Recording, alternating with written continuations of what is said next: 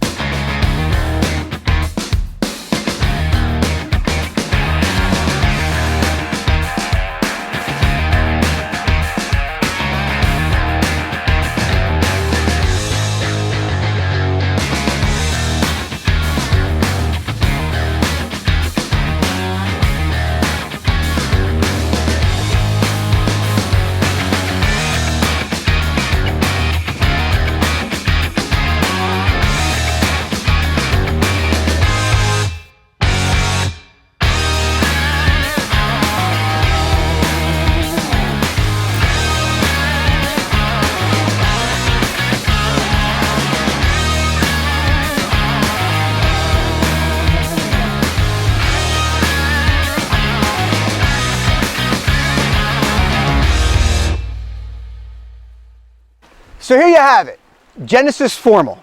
From a waterfall in a box delivered into the yard to a completed running water feature.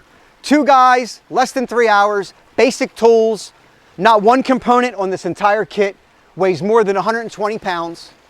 Installed and running right away, multiple options. This particular option is a Picasso travertine veneer, the tan, with a rock face gray capping.